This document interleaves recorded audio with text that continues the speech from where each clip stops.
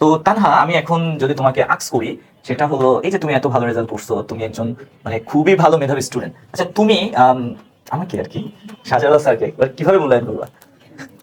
He is my greatest motivator. আর তোমরা motivation নাও। Sir আসলে কি বলবো, স্যারকে নিয়ে বলার কিছু নাই, আমার ডিকশনারিতে মনে হয় ওয়ার্ড নাই। আমাকে নিয়ে কারোরই বলার কিছু থাকে না। আল্লাহ ভাই, একটু কিছু স্যার বলো। খুবই একজন অসাধারণ একজন মানুষ, আমার খুবই ভালো লাগছে। স্যারের ক্লাস করতে আমার এত ভালো লাগতো, তো আমি বুঝাই বলতে পারবো না। ওই যে স্যার বলে এসে বসে থাকতাম, স্যারের ক্লাস করতে আমার ভালো লাগতো। মানে ও ছিল বাদর আর আমি বাদর স্কয়ার, পুরো বাদরামি চলতো ক্লাসে, নাকি এরকম কিছু? আর স্যারকে ডিস্টার্ব করার টেন্ডেন্সি আমার সবচেয়ে বেশি থাকতো। স্যার কখন ডিস্টার্ব করতে ও পারতো? ক্লাসে আসতে আমাকে ডিস্টার্ব করার মানসিকতা নিয়ে। যাক, ব্যাপার না। স্যার বলতো এই তোমরা তানহার কথায় কান দিও না, ও কিন্তু তোমাদের ক্ষতি করতেছে। এই যে যেটা বলছে, ও আইসাই মনে করো এমন এমন কাজ করতো যেগুলো সবার জন্য ইরিলেভেন্ট। ওকে, আমি প্রথম যে কথাটা বলেছিলাম যে তুমি কি তোমার স্কুলের বেস্ট স্টুডেন্ট, তুমি কি A plus golden with board scholarship পেয়েছো? যদি তোমার অ্যান্সার হয় না, এইখানে যে দাঁড়িয়ে আছে তানহা, সে কিন্তু সেই স্টুডেন্ট যে এসএসসিতে গোল্ডেন পেয়েছে এবং বোর্ড স্কলারশিপ পেয়েছে। আচ্ছা, আমার সেকেন্ড কথা ছিল, তুমি কি একটা ভালো কলেজে পড়ো? তুমি কি তোমার ক্লাসের ফার্স্ট গার্ল? তুমি কি তোমার সেকশনের ফার্স্ট? তুমি কি এ প্লাস পেয়েছো? তুমি কি স্কলারশিপ পেয়েছো? হয়তো অনেকেরই অ্যান্সার হলো না, বাট এইখানে যে দাঁড়িয়ে আছে তানহা, সে কিন্তু এমন স্টুডেন্ট যে এসএসসিতে golden A plus with board scholarship পেয়েছে এবং এইচএসসিতেও A plus with board scholarship পেয়েছে। তানহার জন্য আবারও একটা হাজার।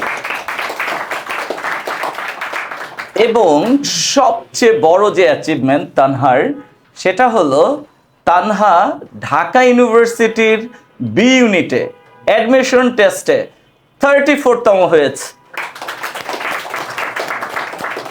এবার যদি আমি সবগুলোকে সামারাইজ করি, তাহলে আমি এইভাবে বলতে পারি, এসএসসি 2023 সালের এসএসসিতে তানহা অংশগ্রহণ করে golden A plus with board scholarship. HSC 25-এ তানহা মানে 25-এ এইচএসসিতে অংশগ্রহণ করে A plus with board scholarship এবং 25 ঢাকা ইউনিভার্সিটির বি ইউনিট অ্যাডমিশন টেস্টে তানহা 34তম। আচ্ছা, ওর অ্যাচিভমেন্ট কিন্তু এখানেই শেষ হয়ে যায় নাই, আরও একটা বিগ অ্যাচিভমেন্ট ওর আছে। সেটা হলো Tanha BUP Bangladesh university of professional এখানে F+S ফ্যাকাল্টির অ্যাডমিশন টেস্টে 4র্থ হয়েছে। তানহার জন্য আবার একটা হাত থাকে। প্রিয় শিক্ষার্থীবৃন্দ, তোমাদের সবাইকে স্বাগতম আজকের এই শুভক্ষণে আমাদের প্রত্যয় কোচিং কর্তৃক আয়োজিত এক সংবর্ধনা অনুষ্ঠানে তোমাদের সবার উপস্থিতির জন্য। এবং আমার অন্তরের অন্তরস্থল থেকে অভিনন্দন জানাচ্ছি আমার খুবই প্রিয়, খুবই কাছের, খুবই পছন্দের একজন স্টুডেন্ট, এবং যার নাম হচ্ছে গিয়ে তানহা। আচ্ছা স্যার, দেখো আমরা এর আগেও বেশ কয়েকবার কিন্তু এখানে একসাথে হয়েছিলাম, রাইট?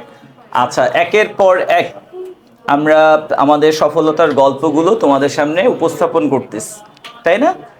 এবং এই সফলতাগুলো এর জন্যই তোমাদের সামনে আমরা উপস্থাপন করি, যাতে তোমাদের ভিতরে মোটিভেশন কাজ করে। আচ্ছা, এখানে এই যে আমরা যে কয়েকদিন পর পর একত্রিত হই, জড়ো হই, তোমরা কি বোরিং ফিল করো? আচ্ছা, যারা বোরিং ফিল করো তার মানে কি জানো, তাদের মনের মধ্যে বড় হওয়ার কোনো স্বপ্নই নেই। ওকে, যাদের মনের মধ্যে অনেক বড় হওয়ার স্বপ্ন আছে, যারা অনেক অ্যাম্বিশাস, তাদের জন্য কিন্তু এই মানে কি বলে যে মানে প্রেজেন্টেশনগুলো কিন্তু খুবই ইফেক্টিভ। ওকে, ধরো তোমার অনেক দামি একটা গাড়ি আছে, বাট ওই গাড়িতে যদি ফুয়েল শেষ হয়ে যায়, ওটা কি চলবে বলো? নো। তার মানে তোমাকে মাঝে মধ্যেই কি করতে হবে? ফুয়েল আপ করতে হবে, রাইট? আচ্ছা, না হলে তুমি কিন্তু গাড়িটা চালাতে পারবে না। তো আমাদের মনটা যদি হয় একটা গাড়ি, সো এই যে মোটিভেশনাল ইভেন্টগুলো, এইগুলো কিন্তু ফুয়েল হিসেবে কাজ করে। ওকে, সো আজকে আমরা এখানে উপস্থিত হয়েছি, ওকে, আমাদের যাদের যে স্বপ্ন, এই স্বপ্নগুলো পূরণ করেছে, স্বপ্নগুলোকে অর্জন করেছে, এমন একজনের সাক্ষাৎকার শোনার জন্য, এমন একজনের গল্প শোনার জন্য, এবং সেই তার গল্পটা বলবে। তো আমরা এখানে যারা আছি প্রত্যেকেই তো স্টুডেন্ট, তাই না বলো? তো আমরা যারা এখানে আছি, যারা মানে বসে আছি, প্রত্যেক স্টুডেন্টের মধ্যেই কিন্তু অনেক বড় হওয়ার স্বপ্ন আছে, রাইট? তো আমাদের স্বপ্নগুলো কি অ্যাট এ টাইম একদিনই সব কিছু ফুলফিল হয়ে যাবে বলো? নো। আমরা কি একদিনই আমাদের সবগুলো স্বপ্নকে ছুঁতে পারবো? না। আমরা কিন্তু ধাপে ধাপে স্বপ্নগুলোর দিকে এগিয়ে যাবো, রাইট? এবং আমি যে আমার স্বপ্ন অর্জনের দিকে যাচ্ছি, এগুচ্ছি, এটার নিদর্শন কি? এক, আমি আমার ক্লাসের সবচেয়ে ভালো স্টুডেন্ট হলাম কিনা। দুই, আমি আমার স্কুলের সবচেয়ে ভালো স্টুডেন্ট হলাম কিনা। তিন, আমি এসএসসিতে A+ পেলাম কিনা, গোল্ডেন পেলাম কিনা, স্কলারশিপ পেলাম কিনা। চার, আমি কি ভালো একটা কলেজে ভর্তি হতে পেরেছি? যদি পাই, দেন আমি আমার সেই কলেজের ক্লাসের সেরা স্টুডেন্ট হতে পারলাম কিনা।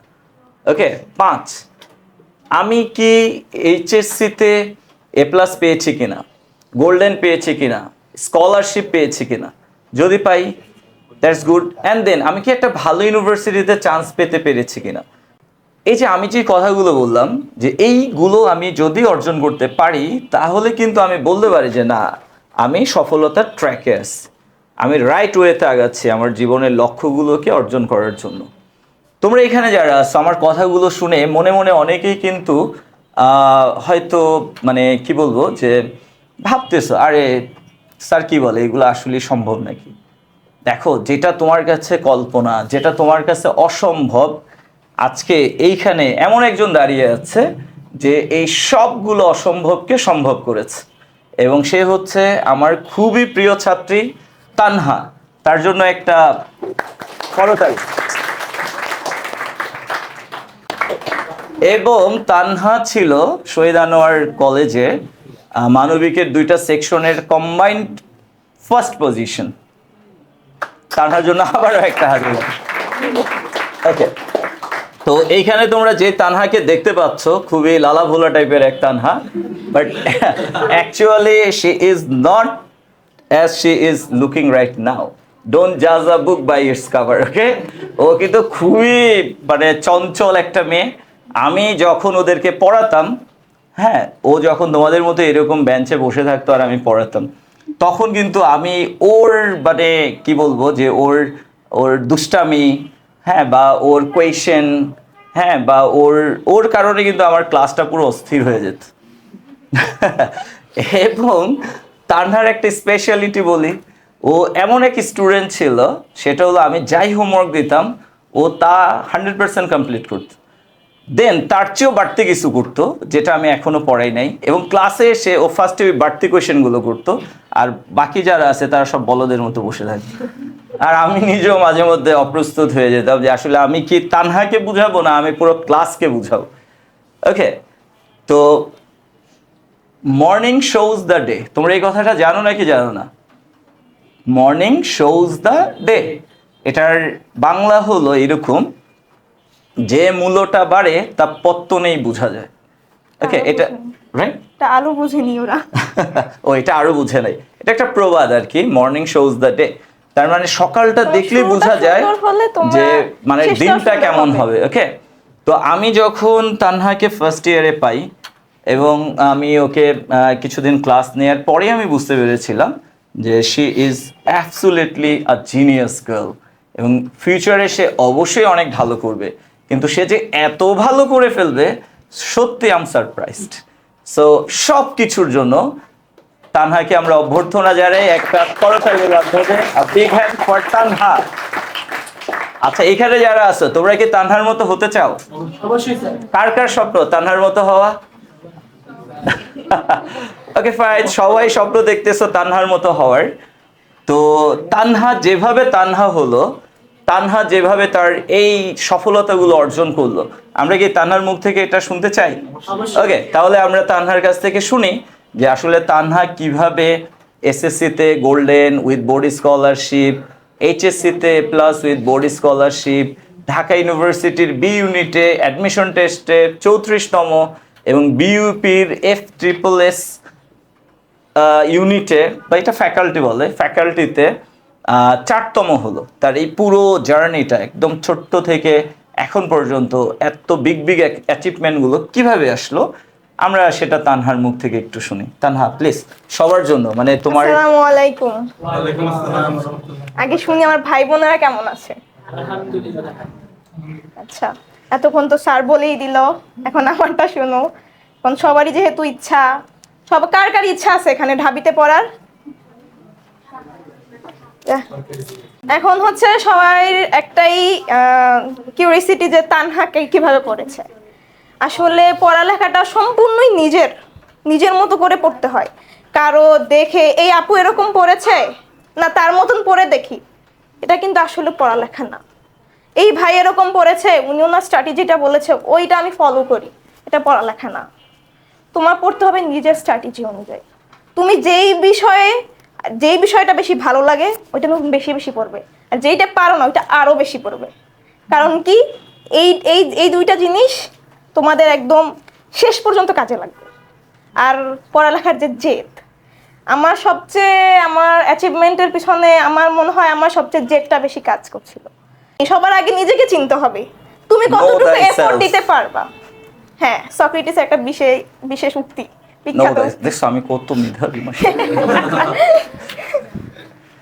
এই এখন যদি বলতে যাই আমি এসএসসিতে ওরকম পড়িনি, তোমরা আবার না, তোমাদের আর কি যার তোমার সক্ষমতা অনুযায়ী পড়ো, আমি তোমাদের করতেছি না। আমি পড়েছি লাস্ট 3 মাস।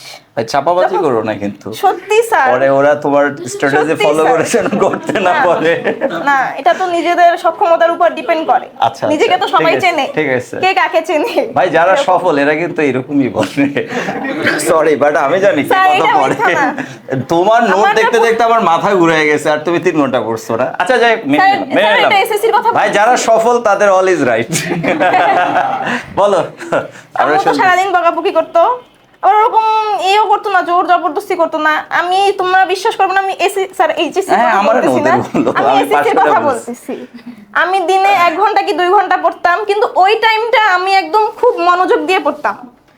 শুধু টেবিলে বসে থাকাই পড়া না, তুমি টেবিলে 14 ঘন্টা বসে আসো, তোমার পড়া হয়নি, কোনো দরকার নেই, এই পড়ার কোনো দরকারই নেই।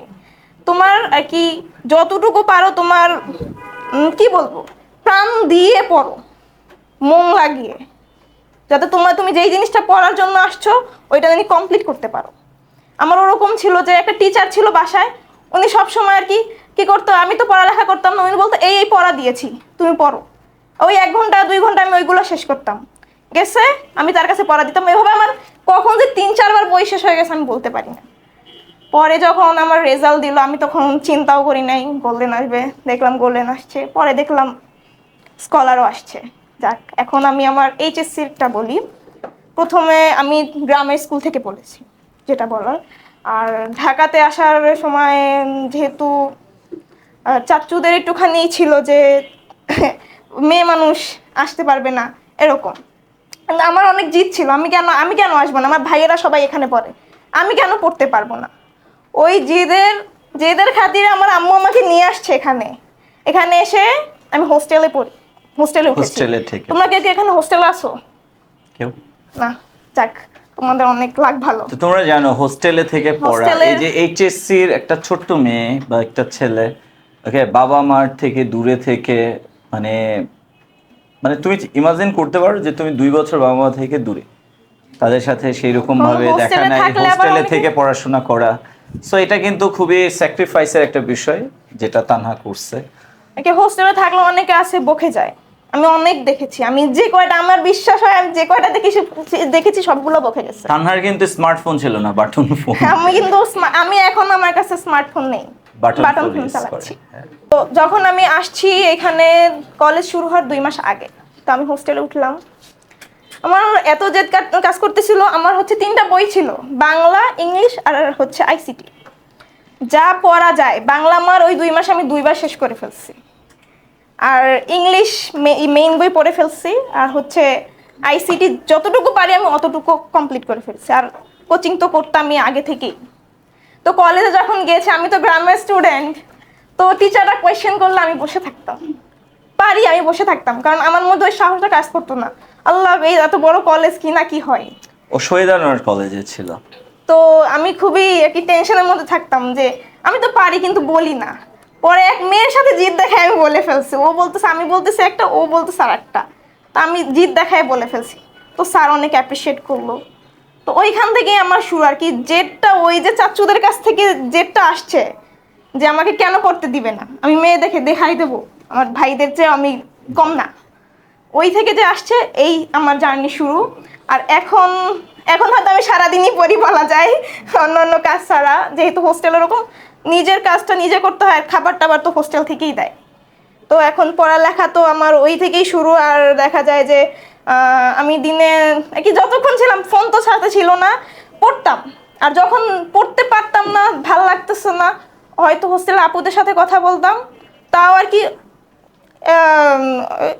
তা কি বলে কি ফালতু কথা আছে না কিছু কিছু, ওইগুলো আর বলতাম না, কি পড়ালেখার কথা। Ambition, যেহেতু career, counseling. ওনারা অনেকে ছিল বিসিএস এরই ক্যান্ডিডেট, তো ওনাদের সাথে আর কি বেশিরভাগ জিকে নিয়ে কথা বলতাম, কারণ যেহেতু আমি আর্টসের, আমার ব্যাকগ্রাউন্ড আর্টস, তাহলে আমার ওই অনুযায়ী আগাতে হবে। তারপর যেহেতু তোমরা তো মানবিকের কেউ আসছো এখানে, আচ্ছা অনেকেই আছে, ওইখান থেকে আমি আমার কিন্তু অ্যাডমিশনে জার্নি কিন্তু 3 মাস না, জানো সবাই? সবাই কি জানো 3 মাস না? এটা কিন্তু এই টাইমটা কিন্তু 2.5 বছরের অ্যাডমিশন জার্নি। তোমার ইন্টার থেকে শুরু করতে হবে তোমার অ্যাডমিশন জার্নি। এটা এত সহজ না, 3 মাসে তুমি পারবে না। হ্যাঁ, অনেকে 2-1 জনে পারে, কিন্তু তোমার রাস্তাটা সহজ করে দেবে তুমি যদি ইন্টার থেকে তোমার এই রাস্তাটা আস্তে আস্তে ই করো, অ্যাপ্রোচ করো। তোমার ইন্টার থেকে পড়তে হবে। আমার কি হয়েছিল, আমি ফার্স্ট থেকেই আমি হচ্ছে জিকে পড়া শুরু করেছিলাম। এমন আবার কলেজে অনেকে অনেক ক্লাবে নাম দেয়, নাচে দেয়, গানে দেয়। আমার খুব ইচ্ছা ছিল আমি নাচে যাব, ওই ক্লাবে যাব, কিন্তু পরে আমি বললাম যে নাচে তো অনেক হয়ে যায়, ক্লাসও আমার অনেক হয়ে যাবে, মিস হয়ে যাবে। তো আমি কি করলাম, আমি জিকে ক্লাবে ঢুকে গেলাম। তো একটা আবার জিকে ক্লাবে আবার প্যানেল থাকে, আমি প্যানেল মেম্বারে চলে গেলাম, ওইখানে আবার বেশি কার্যক্রম হয়। তো ওইখান থেকে আর কি ওই ক্লাব থেকে আমি খুবই উপকার পেয়েছি, বলার মতন না। কারণ আমার জিকে নিয়ে আমার কোনো টেনশনই ছিল না, কারণ জিকে আমার ওই 2 বছরে শেষ। বাংলা ইংলিশ, বাংলা মেইন বই তো ওটা তো জানাই আছে। আর কি তোমরা যদি বাংলা ইংলিশ খুব ভালো করে পড়ো, মেইন বই ছাড়া কোনো বিকল্প নেই। আগে মেইন বই পড়তে হবে, তারপর তুমি আদার্স পড়বে। আর পড়া তোমার যেটা বললাম 3 মাসের কিন্তু পড়া না, পড়তে হবে তোমার সেই শুরু থেকে। এটা স্বপ্ন পূরণের ব্যাপার। বিষয়টা এখানে আমি বলি যে আজকে তানহা ঢাকা ইউনিভার্সিটির স্টুডেন্ট, ও ঢাকা ইউনিভার্সিটির বি ইউনিটে অ্যাডমিশন টেস্টে 34তম হয়েছে। তো তোমরা জানো যে এইচএসসি পরীক্ষার পর 3 মাস সময় হাতে থাকে এই ইউনিভার্সিটি অ্যাডমিশনের মানে প্রিপারেশনের। তো তোমাদের কারো কি মনে হয় যে তানহা জাস্ট এইচএসসি কমপ্লিট করার পর মানে এইচএসসি এক্সাম দেওয়ার পর আফটার এইচএসসি 3 মাস পড়াশোনা করে এই সফলতাটা অ্যাচিভ করছে? নো, এটার জন্য কিন্তু ওই ছোট্টবেলা থেকে যে তানহা পড়েছে ওই পড়াটাও কিন্তু কাজে লেগেছে, তাই না? আর ও যেটা সামারি করলো, বিশেষভাবে এমফাসাইজ করলো যে পিরিয়ডটাকে, সেটা হলো তুমি যখন এসএসসি কমপ্লিট করে এইচএসসিতে অ্যাডমিশন নিবা, কলেজের ফার্স্ট ডে থেকেই তোমার মাথায় কি করতে হবে, টার্গেট রাখতে হবে, তোমার ভিতরে অ্যাম্বিশন সেট করতে হবে যে আমি আজকে থেকেই যে পড়াটা পড়বো এমনভাবে পড়বো যাতে আমি কলেজের ফার্স্ট হইতে পারি, যেন আমি গোল্ডেন এ প্লাস পেতে পারি, যেন আমি বোর্ড স্কলারশিপ পেতে পারি, এবং এই পড়াটা দিয়েই যাতে আমি ঢাকা ইউনিভার্সিটিতে বা বিইউপিতে চান্স পেতে পারি। ওকে, যেটা তানহা করেছে। হয়তো ও একটু নার্ভাস, দ্যাটস ওয়াই ও হয়তো এইভাবে বলতে পারতেছে না, বাট ওর কথার সামারি তো এটাই, তাই না বলো? আচ্ছা যাক, আমি খুবই লাকি, আমি আল্লাহর কাছে খুবই শুকরিয়া আদায় করি যে তানহার মতো এরকম একজন স্টুডেন্টকে পড়ানোর মতো সৌভাগ্য আমার ছিল। এবার তোমাদেরকে আমি একটা কথা বলি, তোমরা জানো একদম পরীক্ষার লাস্ট মান্থ পর্যন্ত তানহা আমার কাছে পড়েছে, তাই না? তানহা একদম শেষ পর্যন্ত। বাট আমি লাস্টে যেটা দেখেছিলাম যে তানহা এসে বসে থাকতো, মানে ওকে আমি যে নতুন করে পড়াবো এমন কিছুই ছিল না, জাস্ট প্র্যাকটিস করে টরে চলে যেত। শেখানোর মতো আর আমার কিছুই ছিল না। ওর পুরো সিলেবাসটাকে বেশ কয়েকবার মনে হয় আমরা কভার করেছিলাম, তাই না? এবং প্রত্যেকটা চ্যাপ্টার বা টপিকের উপর আমরা মনে হয় নোটও করেছিলাম। ইভেন তানহার বানানো নোটগুলোই আমি পরবর্তীতে আমার অন্যান্য স্টুডেন্টদেরকে প্রোভাইড করতাম। তারপরেও কিন্তু তানহা আসতো। হ্যাঁ, মানে আমি নিজেই মাঝে মধ্যে মানে অবাক হইতাম, খুশি হইতাম, টাকা পেতাম তো, বাট অবাক হইতাম যে তানহা কেন এসে বসে থাকে। অথচ লাড্ডু গুড্ডু টাইপের যাদের অ্যাকচুয়ালি আসা উচিত এরকম অনেক স্টুডেন্ট ছিল, তারা আসে নাই। ওই যে সিলেবাস শেষ, যাক ভালো। তো আজকে দেখো তারা কোথায় আর তানহা কোথায়। ওকে, সো তুমি যদি একটা ভালো রেজাল্ট করতে চাও, আমি তানহার সাথে যদি অ্যাড করি, তাহলে আমি তোমাদেরকে এতটুকু সাজেস্ট করব যে একটা ভালো রেজাল্ট করার জন্য তোমাকে ট্রায়াল অ্যান্ড ইরর মেথডটাকে ফলো করতে হবে। ট্রায়াল অ্যান্ড ইরর মেথড, তার মানে বারবার চেষ্টা এবং সেখান থেকে ভুল উদ্ঘাটন এবং সেই ভুল সংশোধন, আবার চেষ্টা। মানে তুমি বারবার একটা জিনিস যদি প্র্যাকটিস করো, তাহলে এক সময় আসবে এমন যেদিন তুমি কি হয়ে যাবা, পারফেক্ট হয়ে যাবা, মিনিমাম টাইমে ম্যাক্সিমাম কোয়ালিফাইড হবা তুমি। ওকে, যেমন ধরো আমি যদি বলি তোমাদের যেই সাবজেক্টগুলো আছে, তুমি পুরো বইটাকে শেষ করলা, দেন তুমি এসএসসি বা এইচএসসি পরীক্ষার হলে গেলা, তুমি যে রেজাল্টটা করবা, যদি তুমি বইটা কভার করে দেন এটাকে রিভাইজ করো, অ্যান্ড দেন তুমি যদি মডেল টেস্ট দাও, অ্যান্ড দেন তোমার প্রবলেমগুলো ফাইন্ড আউট করো, দেন এগুলাকে যদি রিকভার করো, দেন তুমি যদি পরীক্ষার হলে যাও, বলো তো ফার্স্ট টাইমের মতো রেজাল্ট হবে নাকি অনেক অনেক বেটার হবে? কেমন হবে? এই যে তানহার মতো হবে। তানহা কিন্তু সেই কাজগুলোই করতো। ওকে, ও যেটা বলছে যে আমি দেখা গেছে, মানে ওর কথার সারসংক্ষেপে তো আমরা এটাই পেলাম যে আমি এইচএসসি পরীক্ষার আগে এক একটা বই 2-3 বার করে শেষ করেছি। তার মানে কি, ফার্স্ট টাইম সিলেবাস কভার করা, দেন সেকেন্ড টাইম কি রিভিশন, থার্ড টাইম কি রিভিশন, ফোর্থ টাইম কি রিভিশন। তার মানে একই জিনিস তুমি যদি একাধিকবার প্র্যাকটিস করো, এটা কি হবে, আত্মস্থ হবে। যখন তুমি ফার্স্ট টাইম শেখো, এটাকে বলে লার্নিং, এবং যখন তুমি প্র্যাকটিস করতে করতে নিজের মধ্যে এটাকে ধারণ করো, এটাকে বলে কি, অ্যাকুইজিশন। কি বলে? অ্যাকুইজিশন, আত্মস্থ করা। আত্মস্থ কথাটার মানে কি, আত্মার ভিতরে ঢুকায় দেয়, তাই না? বলো, আত্মস্থ অর্থাৎ কি, আত্মার ভিতরে পড়াশোনাটাকে ঢুকানো। তো একটা বিষয় তোমার আত্মার ভিতরে কখন ঢুকবে? যখন তুমি এই বিষয়টাকে নিয়ে সবসময় ভাববা, তাই না? যখন এটাকে তুমি সবসময় প্র্যাকটিস করবা, এইভাবে আস্তে আস্তে এটা কি হবে, তোমার আত্মার ভিতরে ঢুকে যাবে, আত্মস্থ হবে। আর কোনো কিছু যদি তোমার আত্মস্থ হয়, তাহলে কিন্তু আর তোমার ভুল হবে না। যেমন আমি যদি তোমাকে বলি, আচ্ছা তোমার বাবার নাম কি বলো তো, তুমি কি ভুল অ্যান্সার দিবা? তোমার দাদার নাম কি বলো তো, তুমি কি ভুল অ্যান্সার দিবা? তোমার নাম কি বলো তো, তুমি কি ভুল অ্যান্সার দিবা? বাংলাদেশের প্রথম রাষ্ট্রপতির নাম কি বলো তো? আরে এটা কি? তার মানে এটা তুমি ভাবো না, হয়তো কোনো একদিন জিকের বইতে পড়েছিলা, এরপর আর খোঁজও নেও নাই, এটা তোমার ব্রেন থেকে কি হয়ে গেছে, আউট, মন থেকে আউট, তাই না? তার মানে এটা আত্মস্থ হয়নি। বাট তোমার বাবার নাম, দাদার নাম, মায়ের নাম, তোমার নাম, তাদেরকে তুমি প্রতিদিন মনে করতেছো, প্রতিদিন দেখতেছো, দ্যাটস এটা কি হয়ে গেছে, আত্মস্থ হয়ে গেছে। সো যদি তোমরা তানহার মতো ভালো রেজাল্ট করতে চাও, অবশ্যই অবশ্যই তোমাদেরকে কি করতে হবে, তোমাদের সিলেবাসটাকে কভার করতে হবে, বেশ কয়েকবার রিভাইজ কমপ্লিট করতে হবে, মডেল টেস্ট দিতে হবে, ভুল ত্রুটিগুলো উদ্ঘাটন করে সেটাকে শুধরে নিতে হবে। এরপর তুমি যখন এসএসসি বা এইচএসসির এক্সাম হলে যাবা, তখন কিন্তু তুমি ক্যাপাবল তানহার মতো এরকম এসএসসিতে গোল্ডেন বোর্ড স্কলারশিপ, এইচএসসিতে golden board scholarship, Dhaka university, BUP, আরও এরকম প্রেস্টিজিয়াস ইউনিভার্সিটিতে পড়তে তখন তুমি ক্যাপাবল হয়ে যাবে। ওকে, তো তোমাদের কারো কি স্পেসিফিক কোনো কোয়েশ্চেন আছে তানহার কাছে, যারা জানতে চাও? নাই? আচ্ছা, যদি থাকে তোমরা আস্ক করতে পারো, আর না হলে আমরা এখানে আজকে আমাদের এই অনুষ্ঠানকে শেষ করতে যাচ্ছি। হ্যাঁ, এই যে দেখো, তানহা কিন্তু একটা কথা বলছে যে আমি সবই পারতাম, সবই জানতাম, বাট ভয়ে আমি কিন্তু কিছু বলতাম না। তো এই ভয়টা আমাদেরকে ভাঙতে হবে। ওকে, শোনো, তুমি পড়াশোনা করতেছো, বাট তুমি ইন্ট্রোভার্ট। তার মানে তোমার এই পড়াশোনাটা তোমার লাইফে কিন্তু তোমাকে হেল্প করবে না। ওকে, সো যারা পড়াশোনা করে অবশ্যই তাদেরকে এক্সট্রোভার্ট হইতে হবে, তার মনের কথা, তার অভিজ্ঞতা, হ্যাঁ, এইগুলো কিন্তু মানুষের সামনে প্রেজেন্ট করতে হবে। ওকে, ঠিক আছে স্যার, তাহলে আমি ধরে নিলাম তোমাদের সব জানা, সব প্রত্যাশা পূরণ হয়ে গেছে।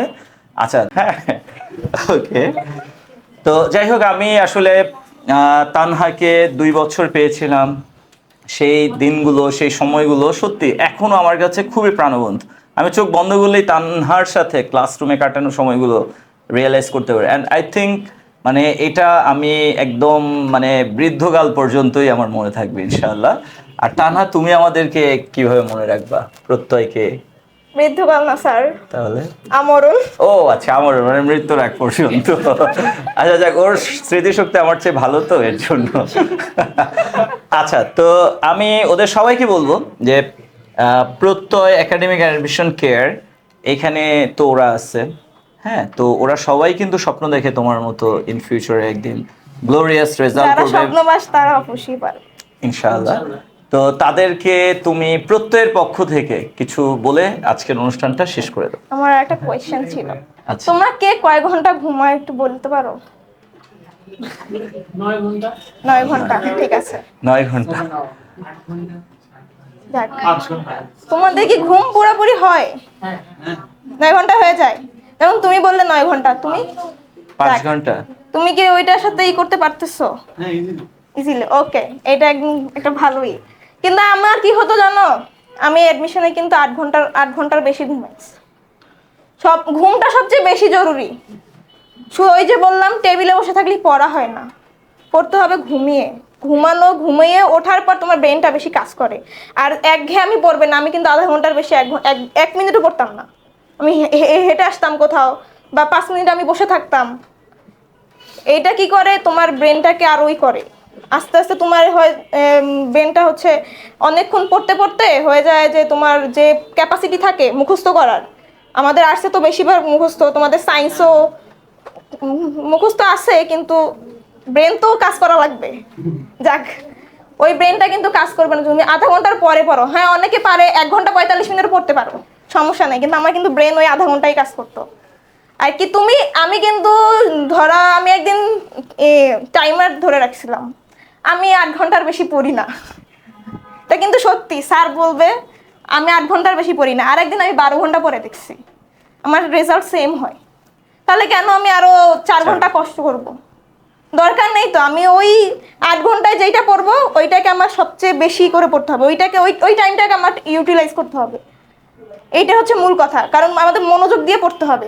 আর এই যে ঘুমের কথা বললাম না, ঘুম তুমি 10 ঘন্টা ঘুমাও ভাই, সমস্যা নেই, সমস্যা নেই, তুমি 10 ঘন্টা ঘুমাও, কিন্তু ওই 10 ঘন্টা ঘুমের তোমার ঘুমটা পুরোপুরি হতে হবে।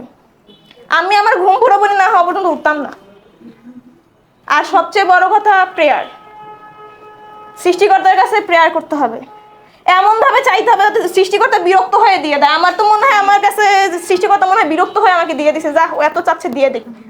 আচ্ছা, আমি একটা বিষয় অ্যাড করি এখানে। আমি কি এটা বলবো তোমার বাবার বিষয়টা? হ্যাঁ বলেন, সমস্যা আচ্ছা, নেই। ঠিক আছে। আচ্ছা, তোমরা একটা ইনফরমেশন শুনলে খুবই স্যাড হবা, আপসেট হবা। সেটা হলো তানহার কিন্তু বাবা নাই, ওর বাবা মারা গেছেন। কোন ক্লাসে পড়ো তখন তুমি? আমি ক্লাসে না, 2010-এ, আমি তখন 3 বছর, ওই দিন আমার বার্থডে ছিল। ও মাই গড, ও 2010 সালে যখন ওর 3 বছর বয়স, তখন কিন্তু ওর বাবা মারা গেছে। সো এইখানে জানো, আমি জানি বিশেষ করে মেয়েদের সবচেয়ে ভালোবাসার, ভালো লাগার, আস্থার, নিরাপত্তার জায়গা হচ্ছে কি তার বাবা, তাই না বলো? এবং আমরা সব সময় আমাদের সব কিছু নির্দ্বিধায় একজনের কাছেই দাবি করতে পারি, দিতে হবে, এখনই হবে, তাই না বলো? সেটা হচ্ছে কি বাবা। তো তানহা কিন্তু সারাটা জীবন হয়তোবা ওর যারা চাচা আছেন তারা বাবার মতোই ভালোবাসছে, বাট একজ্যাক্ট বাবার মতো ভালো কেউই কিন্তু বাসতে পারবে না। তো ও কিন্তু সেই ভালোবাসাটা থেকে বঞ্চিত, সেই সুযোগ সুবিধাগুলো থেকেও বঞ্চিত, তাই না? বাট এখানে আলহামদুলিল্লাহ আমরা অনেকেই আছি যাদের বাবা আছে, মা আছে, সুন্দর ফ্যামিলি, অনেক লাক্সারিয়াস লাইফ, তাই না? তো এইগুলোর জন্য অবশ্যই আমাদের উচিত সৃষ্টিকর্তার কাছে, আমরা যারা মুসলিম, আল্লাহর কাছে কি করা? শুকরিয়া আদায় করা। আল্লাহ আমাদেরকে যদি আমাদের বাবা মায়ের সন্তান না বানিয়ে ওই শিশু বানাতো, তুমি একটু জাস্ট চিন্তা করো তো, ওই যে পথ শিশু, ওই যে 10 নম্বর ফায়ার সার্ভিস, ওইখানে যাও, অনেক বাচ্চা আছে, ওর মা কেউ জানে না, বাবা কে জানে না, ওকে টেক কেয়ার মতো কেউই নেই। আচ্ছা, এটা কি ওর দোষ? ওর তো বয়স ধরো 5 বছর 6 বছর, এটা কি ওর দোষ? এই 5-6 বছর বয়স, এই যে পথ শিশুটা, এটা কিন্তু ওর দোষ না, এটা ওর ভাগ্য, আল্লাহ ওকে ওইখানে পাঠাইছে। আচ্ছা, তুমি এই যে এরকম একটা লাক্সারিয়াস লাইফ লিড করতেছো, এটা কি তোমার গুণ? তুমি কি কোনো কম্পিটিশনে ফার্স্ট হয়ে তোমার বাবা মায়ের সন্তান হয়েছো? দেখো, এটাও তোমার কি সৌভাগ্য, আর ওইটা ছিল কি ওর দুর্ভাগ্য। হইতে পারতো না এক্সচেঞ্জ আল্লাহ করে দিতে পারতো না? তোমাকে ওই পথ শিশু যদি বানাতো, ওই পথ শিশুটাকে যদি তোমার বাবা মায়ের সন্তান বানাতো, সো আমাদের অবশ্যই শুকরিয়া আদায় করা উচিত এবং বাবা মায়ের প্রতি খুবই লয়াল থাকা উচিত, তাই না? তাদের আদেশ নির্দেশ, ভালো লাগা, ভালোবাসা, এগুলোকে মূল্যায়ন করা উচিত, কথা শোনা উচিত, রাইট? এবং স্রষ্টার প্রতি আমাদের শুকরিয়া আদায় করা উচিত। ওকে, তো এটা অবশ্যই করবা। এবং যারা এই কাজগুলো করে তারা কিন্তু মানসিকভাবে খুব প্রাণবন্ত থাকে, অনেক প্রাণবন্ত থাকে। এরা মানে হতাশাগ্রস্ত হয় না, এবং এদের মন খুব প্রফুল্ল থাকে, যার নিদর্শন তো তোমরা দেখতেই পাচ্ছ। ওকে, এখন যাবো, শেষমেশ আমি এটাই বলবো, নিজের মধ্যে সাহস ধরে রাখো। সাহস তোমাকে অনেক দূর নিয়ে যাবে। আত্মবিশ্বাস সবচেয়ে বেশি প্রয়োজন। ওকে কি এলিয়েনের মতো লাগতেছে? এই সেম কোয়েশ্চেনটা আমি রায়ানের বেলাও করছিলাম, যে ও কি দেখতে এলিয়েনের মতো, মঙ্গল গ্রহ থেকে আসছে এরকম কিছু, সামথিং লাইক দ্যাট। নো, ও কিন্তু দেখো আমাদেরই একজন। আজকে এই যে তোমরা এখানে যারা বসে আছো, আমি ড্যাম শিওর ইনশাআল্লাহ হয়তো 1 বছর পর বা 2 বছর পর তোমাদের মধ্য থেকে অনেকে ওর মতো এই জায়গায় আসবে। ও একদিন কিন্তু এখানে বসেছিল, অন্য ইন্সপিরেশনগুলো দেখেছিল, এবং ও দেখে এটাকে এক কান দিয়ে ঢুকে আর এক কান দিয়ে কিন্তু ফেলে দেয় নাই, এটাকে মনের মধ্যে ধারণ করছে এবং তার সর্বোচ্চ চেষ্টাটুকু সে করছে।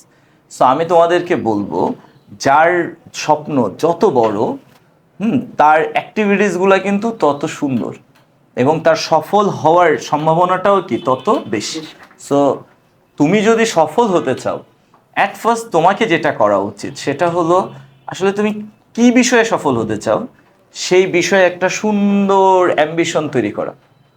যে আমি পুলিশের এসপি হতে চাই, বাংলাদেশ ব্যাংকের এডি হইতে চাই, হ্যাঁ, নাকি আমি মানে কলেজের প্রফেসর হইতে চাই, আমি কি হইতে চাই, সেই বিষয়ে তোমার অ্যাম্বিশন সেট করা। দেন 2 নম্বর কাজ হলো ওই অ্যাম্বিশনটাকে অ্যাচিভ করার জন্য একটা প্রপার প্ল্যান করা, যে আমি কিভাবে আমার অ্যাক্টিভিটিসগুলোকে পারফর্ম করলে আমি আস্তে আস্তে আস্তে আস্তে আমার অ্যাম্বিশনের দিকে এগুতে পারবো, একটা প্রপার প্ল্যান করা। 3, তোমার নিজের সর্বোচ্চ সক্ষমতা দিয়ে সেই প্ল্যানকে বাস্তবায়ন করা।